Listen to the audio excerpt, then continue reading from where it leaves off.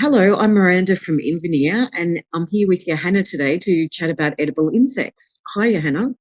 Hello, Miranda. And we decided to have a chat today looking at edible insects as at 2020. We first started working with edible insects back in 2015, and it was quite an interesting road with edible insects, wasn't it, Johanna? Yeah, absolutely.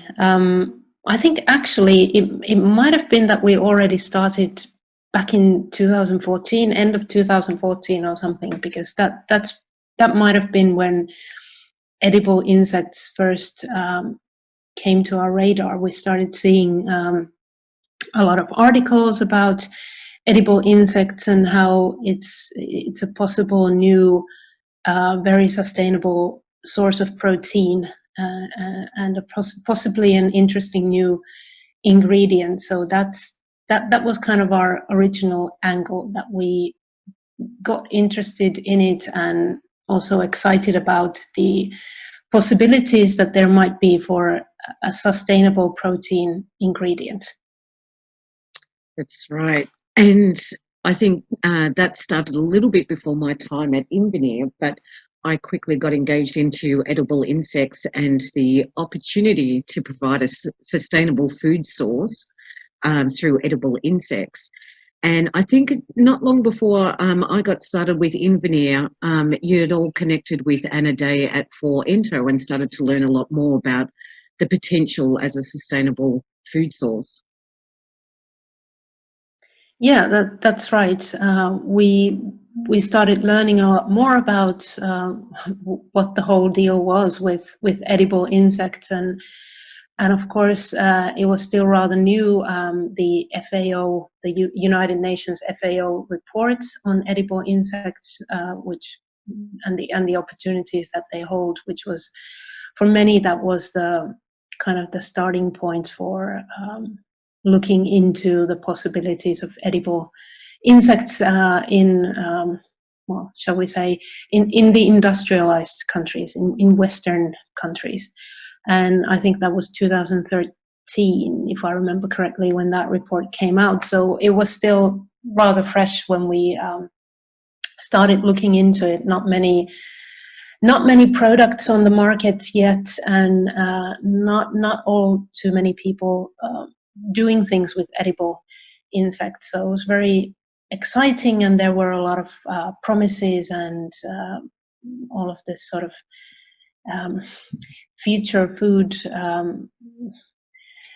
sort of promise around it. So we started looking into it because sustainability has always been one of our key themes. So we first started with a market analysis. I think we first tried to sell it to somebody because we wanted to do it, and we wanted to see if somebody was interested in buying that. But as it turned out, there was a lot of interest, but not a lot of willingness to pay for this kind of thing. So we went ahead on our own and started working on our first market analysis, and I think that was spring of 2015, if I remember correctly. So that's where we started, and since then we've done a couple of different projects with edible insects, but now for the past few years we've not been so active with edible insects. So yeah, this is a good time to sort of look back and see where things are now and how it's developed, because as we identified, the situation was that there was a bit of a hype, wasn't there? Mm. Definitely. I think this was a very interesting ingredient because it did come with some, really wide-reaching potential as a sustainable ingredient that could be grown under conditions where fresh food sources actually have some challenges. So I think in terms of actually providing a sustainable protein food source for a growing global population, it was very exciting. Yet at the same time, it was quite a novelty ingredient particularly in the Western markets, which was important that you noted, because there is a very traditional and different attitude towards eating insects in Asia. But in the Western population, it was also quite novel and also had some, I guess, some very strong emotional feelings and reactions from people about just the concept of eating insects. So it was quite an interesting ingredient, but I think also came with uh, a lot of enthusiasm and a lot of interest, but then also some real barriers associated with it as well. Yes, I think quite early on we identified that there are really sort of three major barriers when it comes to edible insects in the Western markets. The one being that the one that you already mentioned, the sort of the demand, and that includes the mental barrier, the yuck factor. Of we need to overcome a lot of fear and sort of primal reactions when we start thinking about eating insects. For many of us, it's an idea that sort of inherently feels unappealing. So there's the mental barrier, but there's also other things connected to the demand factor.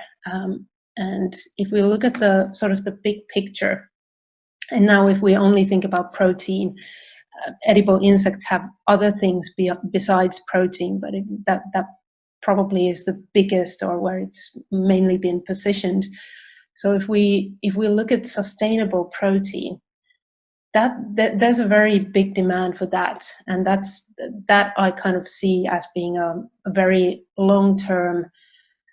I wouldn't even call it a trend, but it's just something that we, as the whole global food system, need. We need to be able to produce protein to an ever increasing global population, and we need to do it in ways that are more sustainable than we are currently doing. So that's a big need, and edible insects definitely fall under this. But they're not the only one. They're not the only solution for sustainable protein. There are so many other solutions. For instance, a variety of plant proteins, which are already tried and tested and on the market. We've got algae, for instance, mycelium or mushrooms could be a source of sustainable protein. Even lab-grown meat, a whole variety of different options to respond to this demand for a sustainable protein. And most of these don't have that mental barrier associated with them. Edible insects do, but if we think about something like plants, who has mental barriers when it comes to plants? Very few people do. So they're a lot easier and also more perhaps readily available, and that kind of leads us to a second barrier, which is technology, and which technology not being developed enough. The technology for rearing insects and processing insects, and it's not very, or at least it wasn't. Of course it's developing all the time, and technology will develop if there is demand. But that's still the case, that it's under development, and that makes the price of the end product a lot more expensive. So we've got options already on the market that have no mental barrier and are more readily available, are cheaper, and also, as a third barrier, they have no legislative issues. Legislation is something that edible insects have faced as a barrier in most Western markets. For instance, here in the EU, it was, for a long time, it was unclear whether edible insects can be at all used in human nutrition, and then different countries had different views and practices on how to how to accept that. So really, the demand, the legislation, and then the technology. And I think out of all of these three, technology is the smallest barrier, because I think if the demand, I think the demand is the biggest. If there is no demand, then it doesn't matter if the law allows it or if there is a technology. But if there's no demand, then who cares? But if there is demand and if the legislation allows for it, then surely technology will always develop. There will always be ways to make it sort of more efficient, and also to lower the price. But there are all these barriers that edible insects have faced over the years and are still sort of struggling with these barriers. I think that is such a strong point to be made. And we've seen this over the last 5 years as we've travelled with edible insects, but this demand barrier is just such a large one for insects to overcome. And that actually leads us in just to do a quick recap of what we saw happen within food, because quite early on you mentioned about legislation in the EU. But in the America region, we saw a lot of entrepreneurs starting up with food companies using the edible insects.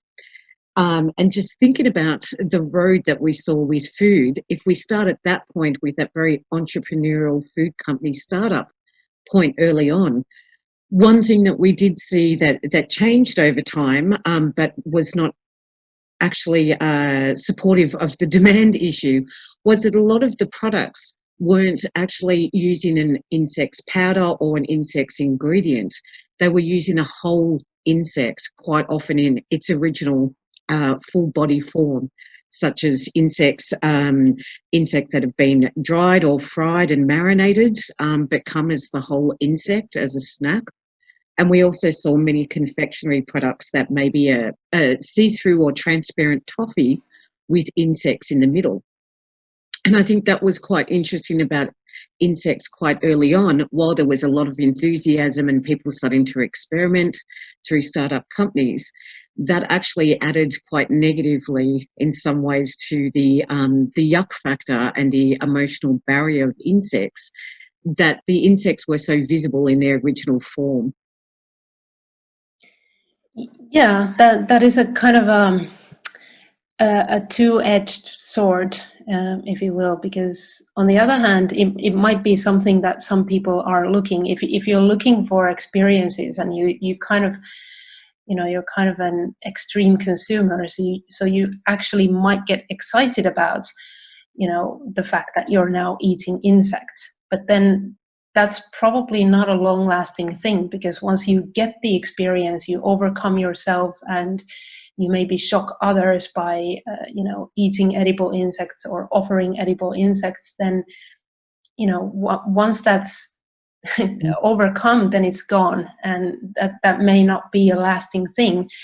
And then again, if we think about products that, because there were of course products that did have insects in a powdered form, like protein bars or soup mixes or pasta, whatever, or bread or something like that. So also in those products, it's really a question of why would I want those products? I mean, am I really changing the world by eating a protein bar that contains powdered insects? If I'm looking for the sustainability point, is that really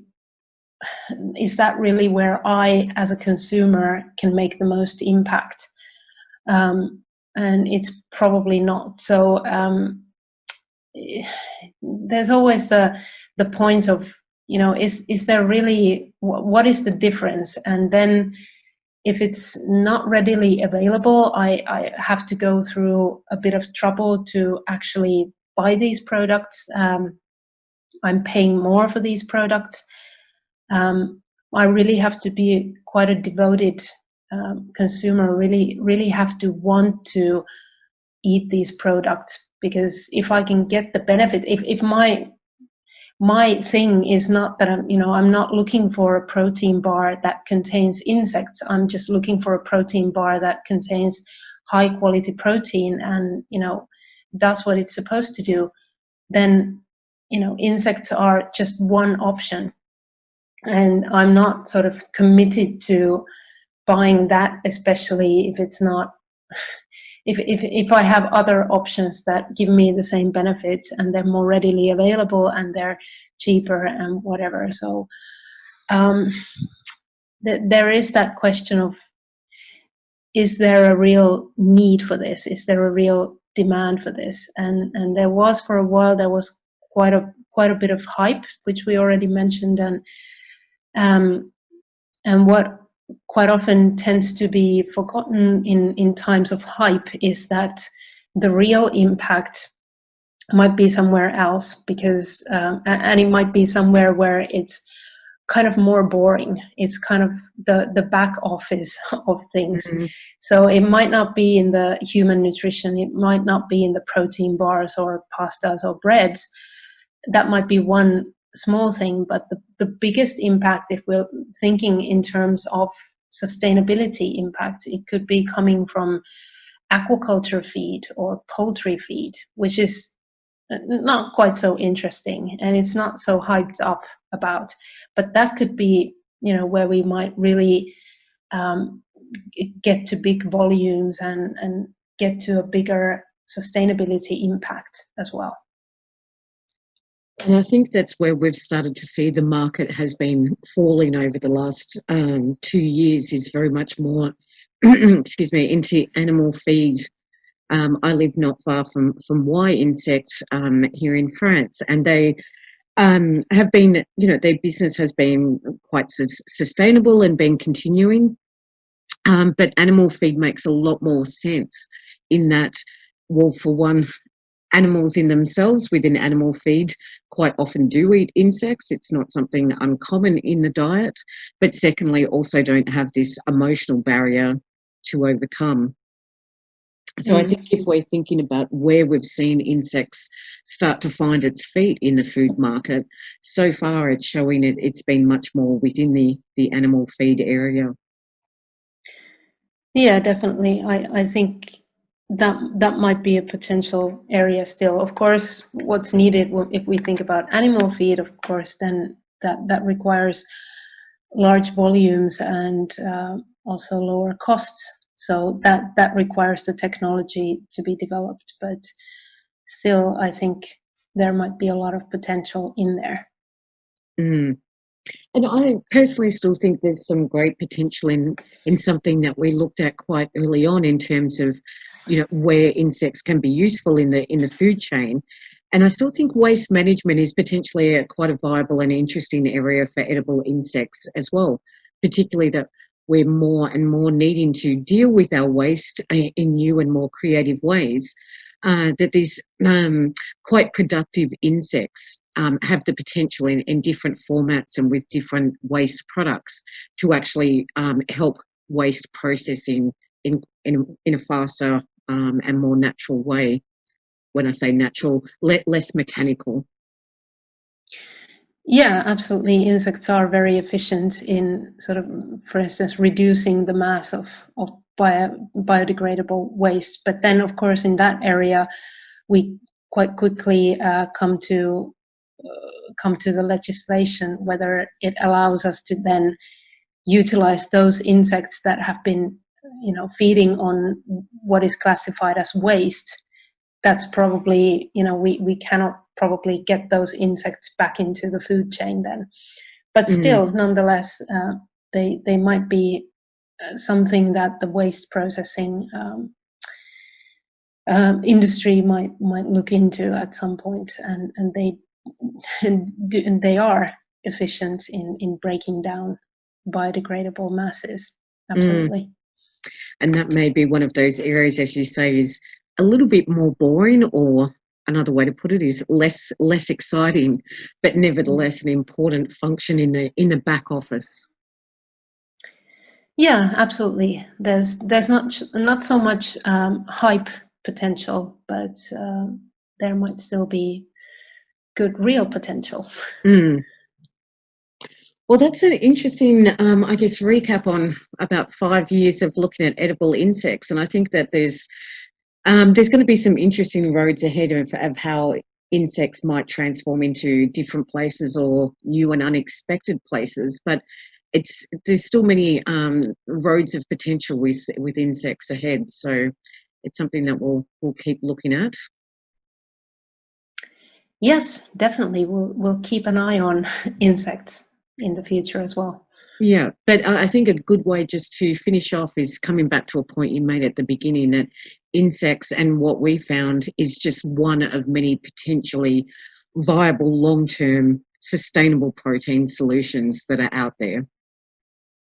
So where the market was quite early on, it was seen as almost the holy grail of sustainable proteins. But we've come to understand and see in the bigger picture that it's one of many potentially viable solutions. Absolutely. Yeah, I agree.